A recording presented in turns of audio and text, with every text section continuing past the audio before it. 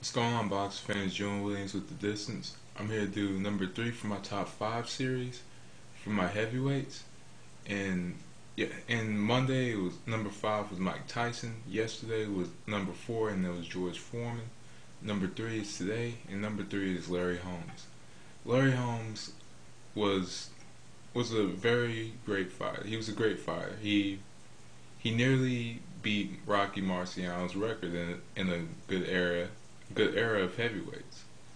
See, I wouldn't put Marciano above Holyfield, Frazier, Tyson, or Foreman just because of the era and level of heavyweights he fought. Though Marciano fought Ezzard Charles and Jersey Joe Walcott and Joe Louis, he didn't fight to the same level of opposition that Larry Holmes had faced. Larry Holmes had faced Muhammad Ali, Trevor Berbick. He faced, actually later in his career, faced Tyson Holyfield, and he fought Michael Spinks, Jerry Cooney, and etc. Carl Trude Williams, and Ronaldo Snipes, and Ken Norton. And though he didn't face a Joe Frazier or George Foreman, he still did fight some solid heavyweights at the time. He was a dominant champion as well. Any man in that era that could defend the title about 20 times, against solid opponents, you know, definitely has to be in anybody's top 5 heavyweights. And there are some lists that have Larry Holmes at number 2, and some lists that have Larry Holmes at number 1. But let's see, the reason I have him at number 3 compared to the other two is just because he did fight in somewhat of a different era as my other two opponents, or my other two fighters in my top 2. But I do have him at number 3 because one, he was technically sound, and two, he did defend his title about 20 times and was nearing a record in actually a pretty good era for heavyweight boxing. But on the Larry Holmes, my thoughts on Larry Holmes is I thought that he was very technically sound and he knew how to box very well. See, if you look at his record, he didn't have to get the knockout, but if he beat on his opponent, really bad, that was enough for him. Everything for him was behind that solid left jab. He would jab his opponents and sometimes follow it up with the right hand, and you would never know when that right hand was coming. For a man his size, his left jab was very sharp and very crisp, and fighters knew he was gonna throw it. It was just a matter of when, and they couldn't defend themselves from that jab, and it was automatic for Holmes because that left jab set everything up for him. And when he would follow it up with the right hook or the right cross, sometimes it was lights out, sometimes it would surprise and stun his opponents. And see, and on top of that, he adapted to just about any fight style.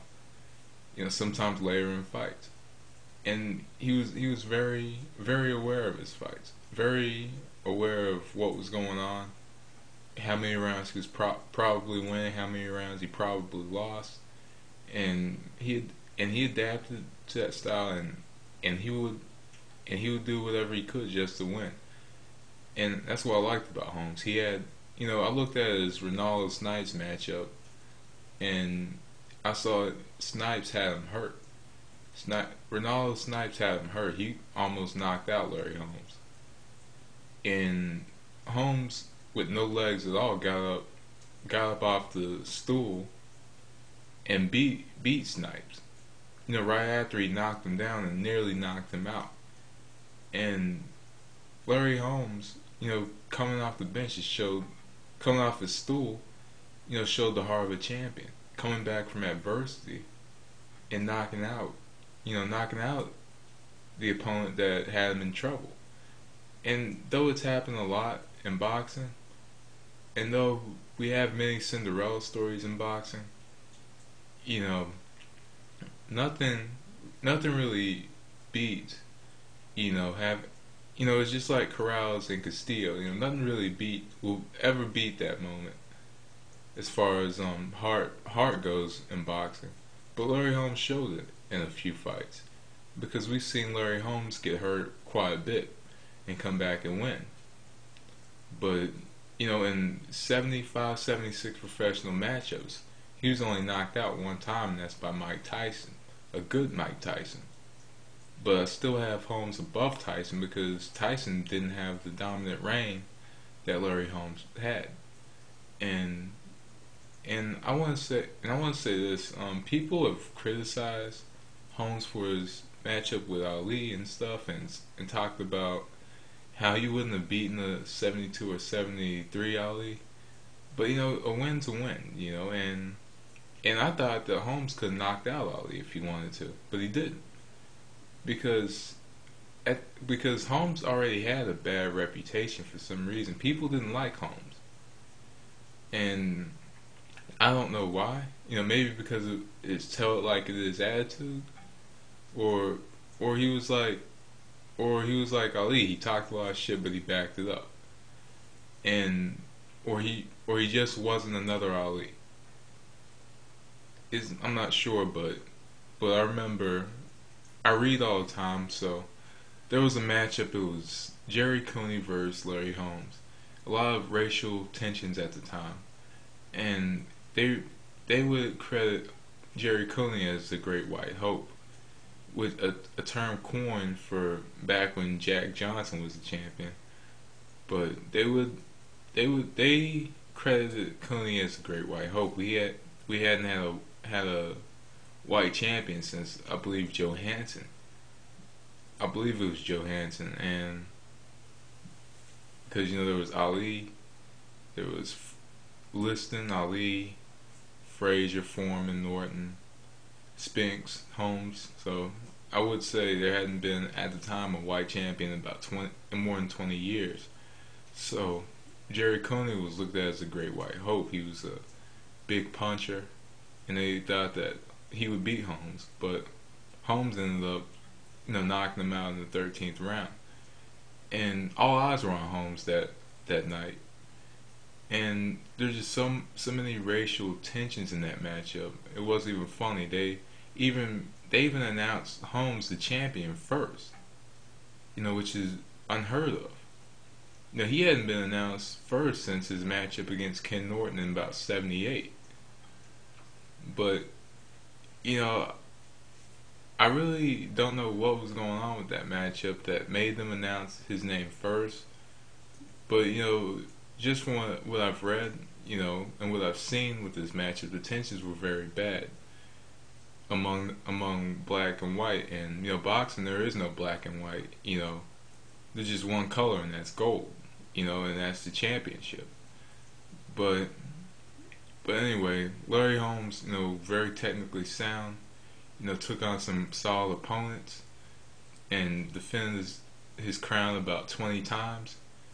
And I have him above Foreman and Tyson because he was more technically sound, and he had a dominant reign as champion.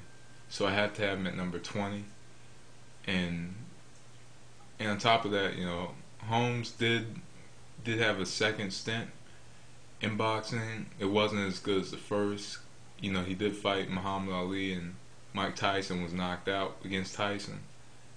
But I'm gonna say, but I would put Holmes above all these other fighters, except for my top two, of course. But because Foreman and Tyson didn't have the type of reign that Holmes did against the type of opponents that Holmes had faced. Tyson's opponents were very good, don't get me wrong, but Holmes had some good opponents as well, and he was, like he said, beating guys 35 and younger, beating younger opponents. And at the time, it was a different heavyweight era, but he still had some solid opponents. And I like Larry Holmes. I'm glad that they finally put him in the Hall of Fame last year. I really wish he would have fought George Foreman, but that fight didn't happen. But that will determine 3 and 4. But anyway, my number 3 is Larry Holmes, and I'll do number 2 tomorrow. I think number 2 might be a 2 video segment maybe. But anyway, that was my number 3 in my top 5 series. Be sure to check out number 2 tomorrow. And thanks for watching. Peace.